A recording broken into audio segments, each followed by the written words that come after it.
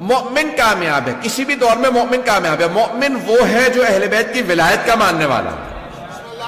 تو اب یہ مجھ سے کہا گیا تھا صفات مومنین، پہلی صفت یہ ہے کہ وہ اہل بیت کا ماننے والا ہے۔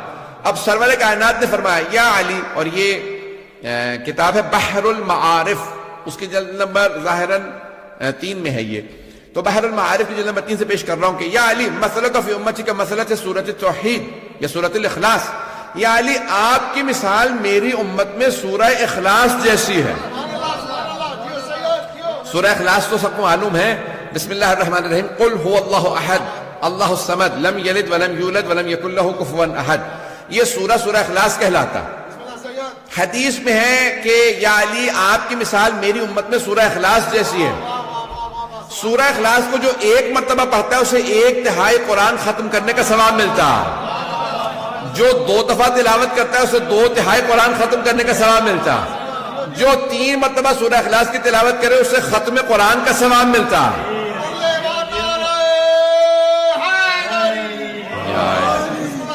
نہیں ابھی مجمع نہیں ہے سارا میرے ساتھ، تو یا علی بھئی پیغمبر اسلام فرما رہے ہیں یا علی آپ کی مثال میری امت میں سورہ اخلاص کی مثال ہے۔ سورہ اخلاص کو 3 دفعہ جو پڑھے اسے پورا قرآن ختم کرنے کا ثواب ملتا ہے۔ توجہ، اب پیغمبر اسلام وضاحت کر رہے ہیں یا علی جو آپ کو زبان سے مانے اس کا 1/3 ایمان مکمل، جو زبان سے بھی مانے دل سے بھی مانے اس کا 2/3 ایمان مکمل، جو زبان سے مانے دل سے مانے اور پورے جسم سے آپ کے ساتھ رہے۔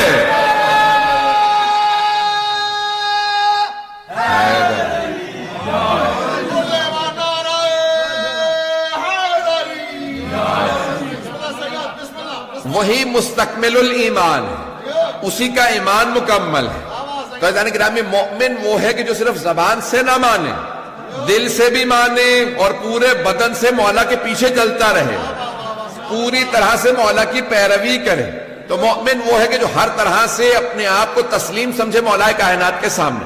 تو پہلی شرط ہے مومن کے لیے ایمان، اور صرف اللہ پہ نہیں، اس کے رسول پہ صرف ایمان کافی نہیں، قرآن پہ کافی نہیں، بلکہ ولایت علی پہ ایمان، ولایت محمد و آل محمد پہ ایمان، ولایت اہل بیت پہ ایمان۔ جو ایمان رکھتا ہے وہی مستکمل الایمان۔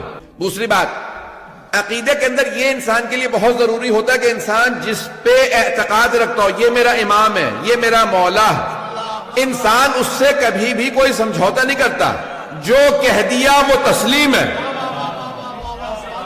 امام جو ہے یعنی انسان یہ نہیں کہتا کہ یہ مانوں گا یہ نہیں مانوں گا، سمجھو ہو، یہ مانوں گا یہ نہیں مانوں گا۔ انسان کسی بھی چیز پہ کمپرومائز نہیں کرتا، سمجھوتا نہیں کرتا، جو کچھ امام نے کہہ دیا وہ قبول ہے،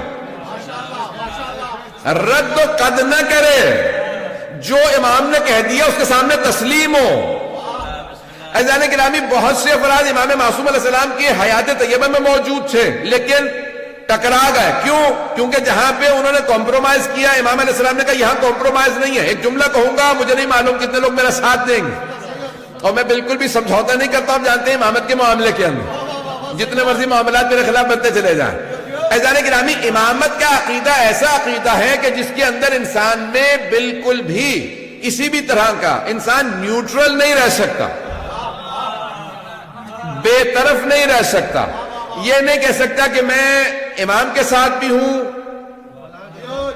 اور کسی اور کے ساتھ بھی ہوں، یا امام کے ساتھ ہو یا نہیں ہو،